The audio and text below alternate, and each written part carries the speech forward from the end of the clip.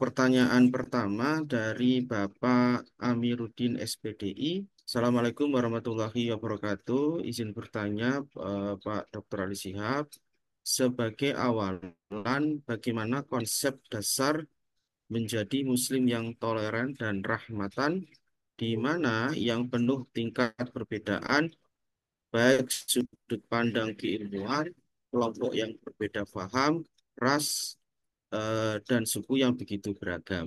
Podcast Alwi Shihab.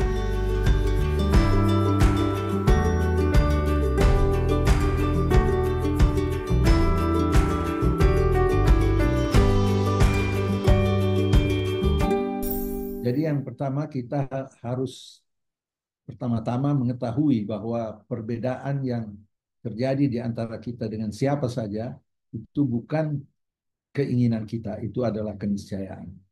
Bagaimana kita merawat perbedaan itu? Kita harus bisa mempelajari apa titik perbedaan di antara kita dengan yang berbeda dengan kita. Lalu kita harus tahu bagaimana kita bisa mendengar dari dia, tidak serta-merta kita menolak apa yang dia sampaikan yang berbeda dengan kita. Karena terkadang penjelasan dari pihak yang lain yang berbeda dengan kita akan membuka wawasan kita. Mungkin karena kita tidak begitu mengerti apa perbedaan yang ada di dalam benak mereka, sehingga dengan kita mengerti, mengetahui lebih lanjut dari mereka, kita mungkin akan uh, menyadari bahwa perbedaan memang tidak bisa kita jembatani, tetapi kita harus menghormati apa yang mereka yakini. Di dalam Al-Quran sudah disebutkan bahwa mereka yang berbeda dengan kalian, umat Islam, ya, katakan pada mereka, la tus'aluna amma ajram. Kalian tidak akan menanggung atau bertanggung jawab terhadap apa yang kami yakini sebagai muslim. Wala nus'alu amma ta'malun. Kami juga tidak akan bertanggung jawab terhadap apa yang kamu lakukan. Jadi kita bersama-sama menganggap bahwa kita tidak bertanggung jawab dan mereka tidak bertanggung jawab.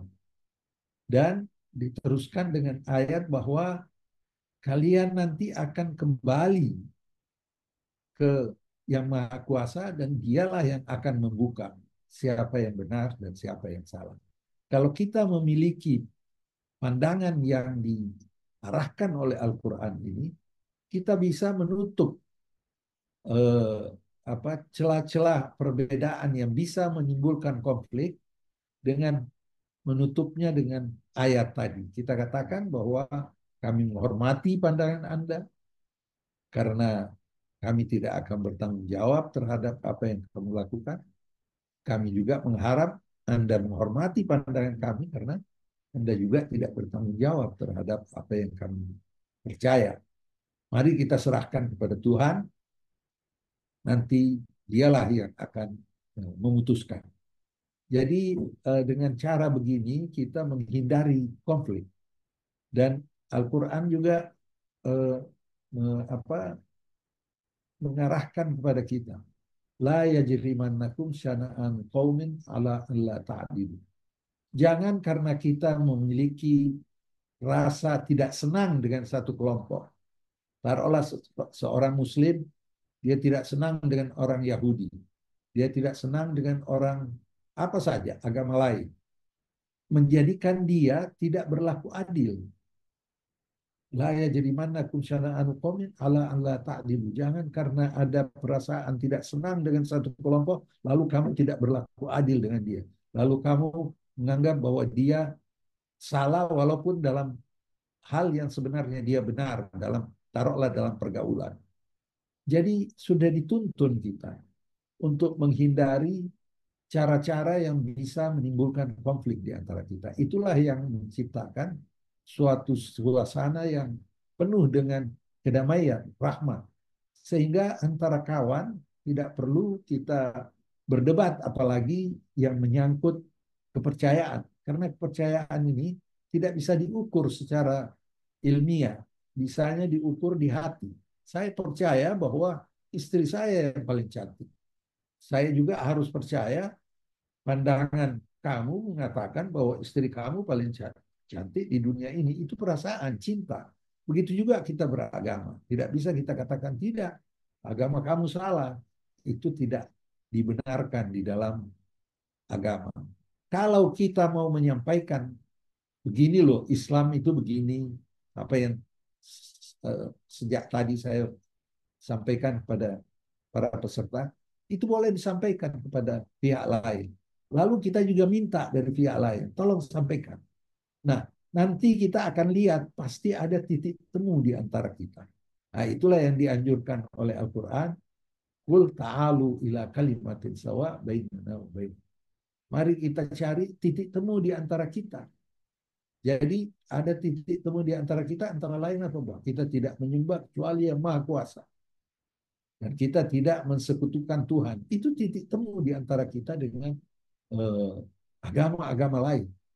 Jadi Al-Quran dan Islam, karena dia menyatakan dirinya rahmat, menciptakan kedamaian, jauh dari permusuhan, maka dia harus memberikan resep-resepnya. Dan resep-resepnya itu banyak sekali. Nah, apa yang terjadi? Peperangan bukan saja di antara Islam dan Kristen dan Yahudi.